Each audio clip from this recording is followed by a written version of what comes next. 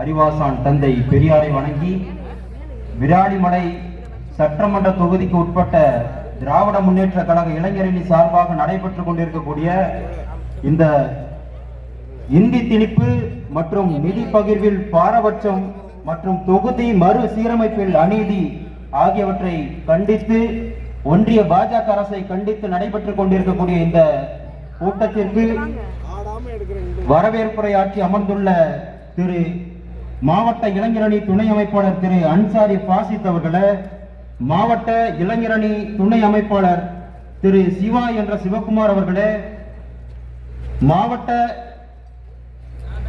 இளைஞரணி துணை அமைப்பாளர் திரு கலைஞர் கருணாநிதி அவர்களே, திரு இளஞ்சேரன் முத்துசாமி அவர்களே, திரு சிவகுமார் அவர்களே, திரு பாலசுப்ரமணியன் அவர்களே, திரு அறிவழகன் அவர்களே, அன்னவாசல் தெற்கு ஒன்றிய செயலாளர் திரு KS சந்திரன் அவர்களே, அன்னவாசல் வடக்கு ஒன்றியம் செயலாளர் திரு மாரிமுத்து அவர்களே, இந்த இலுப்பூர் பேரூராட்சியினுடைய செயலாளர் திரு விஜயகுமார் அவர்களே, விராலிமலை கிழக்கு ஒன்றிய செயலாளர் திரு சத்யசீலன் அவர்களே, விராலிமலை மேற்கு ஒன்றிய செயலாளர் திரு இளங்குமரன் அவர்களே, விராலிமலை மத்திய ஒன்றிய செயலாளர் திரு ஐயப்பன் அவர்களே, குன்றாண்டார் கோயில் மேற்கு ஒன்றிய செயலாளர் திரு வெங்கடாச்சலம் அவர்களே, அன்னவாசல் பேரூர் திரு முகமது ஈசா அவர்களே, அன்னவாசல் தெற்கு ஒன்றியம் திரு சந்திரன் அவர்களே, அன்னவாசல் வடக்கு ஒன்றியம் திரு மாரிமுத்து அவர்களே மற்றும் இந்த கூட்டத்தினை தலைமையேற்று நடத்தி கொண்டிருக்கக்கூடிய இந்த மாவட்ட கழக புதுக்கோட்டை வடக்கு மாவட்ட கழகத்தினுடைய செயலாளர் அண்ணன் திரு KK செல்லப்பாண்டியன் அவர்களே, எனக்கு குருவாக இருந்து இந்த பேச்சு போட்டியில் பங்கேற்று எனக்கு ஒரு ஆசிரியராக இருந்து எனக்கு பயிற்சி வழங்கிய சிறந்த சொற்பொழிவாளர் அண்ணன் வழக்கறிஞர் திரு தமிழன் பிரசன்னா அவர்களே மற்றும் மேடையில் வீற்றிருக்கக்கூடிய ஆண்டோர்களே மற்றும் இந்த கூட்டத்தில் கலந்திருக்கக்கூடிய கலைஞரின் அன்பு உடன்பிறப்புகளே, உங்கள் அனைவருக்கும் எனது மாலை நேர வணக்கத்தை முதற்கண் தெரிவித்துக் கொள்கிறேன். முதல்ல நம்முடைய திராவிட முன்னேற்ற கழகமும் தமிழ்நாட்டில் அதோட பங்கு முதல்ல என்னன்னு நம்ம தெரிஞ்சுக்கணும். என்ன அப்படின்னா, திராவிட முன்னேற்ற கழகம் 1949 தொடங்கி இன்று வரைக்கும் 2025 வரைக்கும் என்ன தமிழ்நாட்டில் செய்தது என்பதை முதல்ல நம்ம நினைத்து பார்க்கணும். என்ன அப்படின்னா, முன்றைய காலத்துலலாம் பெண்களுக்கு பேர்லாம் வைப்பாங்க. பேர்லாம் எப்படி வைப்பாங்கன்னா, லட்சுமி சரஸ்வதி வெறும் பெயர்களாக மட்டும்தான் வைப்பாங்க. லட்சுமின்னு வைக்கிற பிள்ளைக்கு சொத்தில் சமபங்குரிமை இருக்காது. அதே போல சரஸ்வதின்னு பேர் வைக்கிற பிள்ளைக்கு படிப்புல உரிமையே இருக்காது, படிப்பறிவே கிடையாதுன்ட்டான். அப்படி இருக்கச்சுல இதெல்லாம் பேர் அளவுக்கு தான் இருந்துச்சு. லட்சுமின்னு பேர் வைக்கிற பொண்ணுக்கு சொத்துல அப்பா சொத்துல சமபங்கு உரிமையே கிடையாது. அப்படி இருக்கிற நேரத்தில் தான் டாக்டர் அண்ணல் அம்பேத்கர் அன்றைய சட்டத்துறை அமைச்சராக இருக்கும் பொழுது ஒரு சட்டத்தை நாடாளுமன்றத்தில் முன்மொழிகிறார். என்ன சட்டம் என்று கேட்டால், பெண்களுக்கு தகப்பனார் சொத்தில் பெண்களுக்கு சொத்தில் சமபங்கு உரிமை வேண்டும் என்ற சட்டத்தை நாடாளுமன்றத்திலே அண்ணல் அம்பேத்கர் அவர்கள் முன்மொழிகிறார். அந்த சட்டமானது விவாதிக்கப்படுகிறது. கடைசியில் வாக்கெடுப்பில் அந்த சட்டம் தோற்கடிக்கப்படுகிறது. மிகுந்த வேதனையுடன் வெளியிலே சொல்கிறார், நான் இந்த நாட்டின் சட்டத்துறை அமைச்சராக இருக்கிறேன். அப்படி இருக்கிற நேரத்தில் இந்த பெண்களுக்கு சொத்தில் சமபங்கு உரிமை வேண்டும் என்ற சட்டத்தை நான் இந்த அவையிலே முன்மொழிகிறேன். ஆனால் இந்த சட்டம் தோற்கடிக்கப்படுகிறது என்று வேதனையுடன் சொல்கிறார்.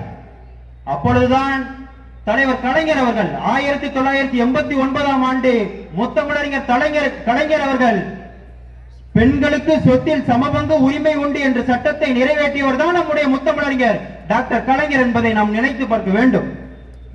அப்படிப்பட்ட முதலமைச்சர் நம்முடைய கலைஞர் அவர்கள்.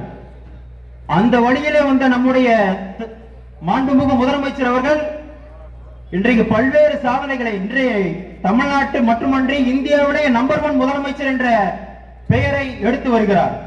அவர் சொல்கிறார், இந்தியா தமிழ்நாடு என்பது நம்பர் 1 முதலமைச்சராக, நான் நம்பர் 1 முதலமைச்சராக இருப்பது மட்டுமல்ல, தமிழ்நாடு நம்பர் 1 மாநிலமாக வர வேண்டும் என்று நம்முடைய முதலமைச்சர் உழைத்து வருகிறார். அப்படி நல்ல நல்ல திட்டங்களை நம்முடைய மக்களுக்காக செவ்வனை செய்து வரக்கூடிய வேளையில ஒன்றிய பாஜக அரசு அதற்கு முட்டுக்கட்டை இடுகிறது. எந்த வகையில எந்தெந்த வகையில அது முட்டுக்கட்டை இட முடியுமோ அந்தந்த வகையில முட்டுக்கட்டை இடுகிறது. இப்பொழுது இந்தியை திணிக்கிறார், கட்டாய இந்தியை திணித்து பார்க்கிறார்கள். தலைவர் கலைஞர் அவர்கள் தண்டவாளத்தில் டால்மியாபுரம் என்பதை கள்ளக்குடி எனும் பெயராக மாற்ற வேண்டும் என்று தமிழ் கொடி ஏந்தி ஓடி வந்த இந்தி பெண்ணை கேள் நீ தேடி வந்த கோடையுள்ள நாடு எதுவல்ல என போர் பரணி பாடியவர் நம்முடைய கலைஞர் அவர்கள். அவர் வழியிலே வந்த நம்முடைய முதலமைச்சர் அவர்கள் இந்தி திணிப்பை ஒரு நாளும் நம்முடைய தமிழ்நாட்டில் நுழையவிட மாட்டார் என்பதை மட்டும் கூறிக்கொள்ள இந்த கூட்டத்தின் வாயிலாக கூறிக்கொள்ள விரும்புகிறேன். இந்திய திணிக்கிறாங்க. எந்த வடிவில் திணிக்கிறாங்க அப்படின்னா புதிய கல்விக் கொள்கை எனும் திட்டத்தின் வாயிலாக திணிக்கிறாங்க. புதிய கல்விக் கொள்கை திட்டத்தை நீங்க ஏற்றுக்கொண்டால் மட்டும்தான் உங்களுக்கு நிதியை விடுவிப்போங்கிறாங்க. ஒன்றிய கல்வித்துறையினுடைய அமைச்சர் சொல்றாரு, நீங்க புதிய கல்விக் கொள்கை திட்டத்தை ஏற்றுக்கொண்டால் மட்டும்தான் 2152 கோடியை நாங்க விடுவிப்போங்கிறாரு. அவருக்கு எவ்வளவு ஆணவம் இருந்தா அவர் பேசுவார். அப்படி இந்த நாட்டின் முதலமைச்சர், நம்ம தமிழ்நாட்டின் முதலமைச்சர் சொல்கிறார், நீங்க 2152 கோடி அல்ல, 5000 கோடி அல்ல, 10,000 கோடியே கொடுத்தாலும் என்னுடைய தமிழ்நாட்டில், நம்முடைய தமிழ்நாட்டில் இந்தியை ஒருபோதும் நுழைய விட மாட்டோம் என்று சொல்லக்கூடிய ஒரு முதலமைச்சர், தெம்புள்ள முதலமைச்சர், திராணியுள்ள முதலமைச்சர் ஒருவர் இருக்கிறார் என்றால் அவர் நம்முடைய முத்துவேல் கருணாநிதி ஸ்டாலின் என்பதை நாம் நினைக்க வேண்டும். அது மட்டும் கிடையாது, இந்த இந்தி திணிப்பை திணிக்கிறார்கள். இந்தி திணிப்பை முன்னொரு காலத்துல காங்கிரஸ் ஆட்சி காலத்துல ட்ரெயினுக்கெல்லாம் பேர் வைப்பாங்க. Cheran express, Cholan express, Pandian express, Pallavan express, இந்த மாதிரி தான் பேர் இருந்துச்சு. இந்த ஒன்றிய பாஜக அரசு ஆட்சிக்கு வந்ததுக்கு அப்புறம் அந்தோதய எக்ஸ்பிரஸ், இப்ப சமஸ்கிருதத்தை உள்ள கொண்டு வந்துட்டாங்க. வந்தே பாரத் எக்ஸ்பிரஸ், அனந்தபுரி எக்ஸ்பிரஸ், இப்படின்ட்டு மறைமுகமாக இந்தியை உள்ளே திணிக்கிறார்கள். இந்தி எந்த வடிவில் வந்தாலும் அது எப்பேற்பட்ட மறைமுடி போட்டு முகமுடி போட்டு வந்தாலும் அதை ஒருபோதும் நம்முடைய தமிழ்நாட்டில் நம்முடைய முதலமைச்சர் அனுமதிக்கவே மாட்டார், நுழையவிட மாட்டார். அதை மட்டும் அவங்களுக்கு கூறிக்கொள்ள கடமைப்பட்டிருக்கிறேன். அது மட்டும் கிடையாதுங்க. இன்னைக்கு நம்ம இந்தியாவில் மொத்தம் 22 மொழிகள் அலுவலக மொழியாக இருக்கிறது, பேசும் மொழியாக இருக்கிறது.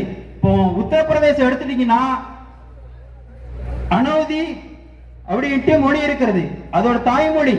பீகார் எடுத்துக்கிட்டீங்கன்னா பீகாரி என்பது அவனுடைய தாய்மொழி, ஹிந்தி என்பது அல்ல. அதே போல ராஜஸ்தான் எடுத்துக்கிட்டீங்கன்னா ராஜஸ்தானி என்பதுதான் தாய்மொழி, அந்த மாநிலத்தினுடைய தாய்மொழி பேசப்பட்டு வந்தது. அதே போல மேற்கு வங்கத்தை எடுத்தாச்சுன்னா வங்க மொழி தான் பேசப்பட்டு வந்தது. இப்படி வட மாநிலங்களில் பூரா தாய்மொழிகள் அனைத்தும் அழிந்து அழிந்து அழிந்து ஹிந்தியை உள்ளே புகுத்து திணித்தார்கள். கட்டாயமாக திணித்து அவங்களுடைய தாய்மொழியவே முழுமையாக அழித்து விட்டார்கள். இப்பொழுது தமிழ்நாட்டிற்குள் வர பார்க்கிறார்கள்.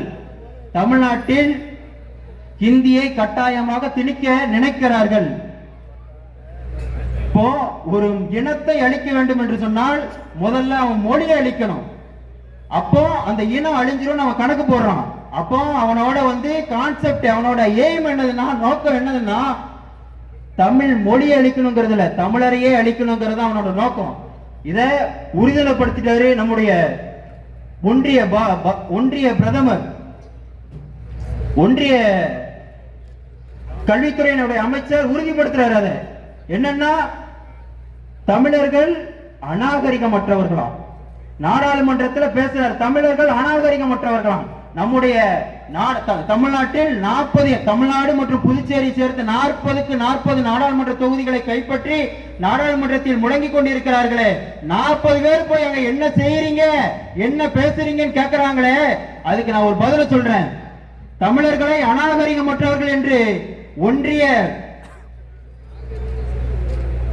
மந்திரி கல்வித்துறை அமைச்சர் பேசுற போது 2 நாட்கள் நாடாளுமன்றத்தை முடங்க வைத்ததோடு மட்டுமல்லாமல் நான் ஒரு முறை அல்ல 100 முறை கூட மன்னிப்பு கேட்க தயார் என்று சொல்லக்கூடிய அளவுக்கு நம்முடைய நாடாளுமன்ற உறுப்பினர்கள் அவர்கள் குரல் எழுப்பிக் கொண்டிருக்கிறார்கள் என்றால் இது நம்முடைய திராவிட மாடலுக்கும் நம்முடைய திராவிட மாடல் நாயகருக்கும் தமிழ்நாடு திமுகவுக்கும் கிடைத்த பெருமை. அது மட்டும் கிடையாது, இன்னைக்கு நம்ம முதலமைச்சர் அவர்கள் காலை உணவு திட்டத்தை செயல்படுத்துகிறார். பெண்கள் மிகுந்த சிரமத்தில் இருப்பாங்க. அவங்களோட வழியை உணர்ந்துகிட்ட நம்முடைய முதலமைச்சர் அவர்கள் காலை உணவு, காலை சிற்றுண்டி திட்டம், அற்புதமான திட்டம். இந்த திட்டம் நம்ம செயல்படுத்துறத பார்த்துதான் அண்டை மாநிலமான தெலுங்கானால செயல்படுத்துறாங்க. டெல்லியில செயல்படுத்த தொடங்கினாங்க, அதுக்குள்ள ஆட்சி மாறிட்டு. அதே போல அண்டை மாநிலம் தாண்டி, இந்தியாவை தாண்டி கனடா நாட்டில இந்த திட்டம், காலை உணவு திட்டத்தை செயல்படுத்துறாங்க. இதெல்லாம் நம்முடைய திராவிட மாடல் நாயகருக்கு கிடைத்த சாதனை. அது இல்லாம நம்ம நிம்மி மாமி நிதியமைச்சர், தமிழ்நாட்டை சேர்ந்த ஒரு நிதியமைச்சர் தமிழ்நாட்டிற்கு ஒரு நிதியமைச்சரா இருக்கிறாங்க. தமிழ்நாடுங்கிற பேரே வராத அளவுக்கு பட்ஜெட் தயாரிக்கிறாங்க. அப்ப எப்பேற்பட்ட நிதியமைச்சர் அவங்க. வீரனா தமிழ்நாடு, நான் தமிழ்நாட்டை சேர்ந்தவர் நான் அப்படின்னு சொல்றாங்களே தவிர அவங்களோட நோக்கம் தமிழ்நாட்டை ஒழிக்கணும், தமிழ்நாடே இருக்கக்கூடாதுங்கிறத பட்ஜெட்லயே காட்டிட்டாங்க, பேச்சிலையும் காட்டிட்டாங்க. தமிழ் படித்தால் பிச்சை கூட எடுக்க முடியாது அந்த அம்மா சொல்லுது. அந்த அம்மா சொல்றதும் 100க்கு 100 சரிதான். ஏன்னா நாங்க ஏமா பிச்சை எடுக்க போறோம்? தமிழ் படிச்ச நாங்க ஏமா பிச்சை எடுக்க போறோம்? நாங்க டாக்டராவும், கலெக்டராவும், வக்கீலாவும், ஐஏஎஸ் ஆவும், ஐபிஎஸ் ஆவும், ஏன் ஜட்ஜா கூட ஆகும். பிச்சை ஒரு நாள் எடுக்க மாட்டோம். இந்த தமிழ்நாட்டில் ஹிந்தி தமிழ் படித்து விட்டு நாங்கள் என்றைக்காவது ராஜஸ்தானுக்கோ உத்தரப்பிரதேசத்துக்கோ போயிட்டு வேலை தேடி பிச்சை என்னைக்கு நாங்கள் எடுத்தது கிடையாது. அதே போல தமிழ்நாட்டில் தமிழ் படித்து நாங்கள் உத்தரப்பிரதேசத்துக்கோ, பீகாருக்கோ, ராஜஸ்தானுக்கோ, மேற்கு வங்கத்துக்கோ போயிட்டு வட மாநிலத்துக்கு போயிட்டு நாங்க போயிட்டு வேலை தேடியோ பானிபூரியோ நாங்க போய் போர்வையோ நாங்க விற்க போறது கிடையாது. அது மட்டும் கிடையாதுங்க. அந்த அம்மா சொல்லுது, தமிழ் படித்தால்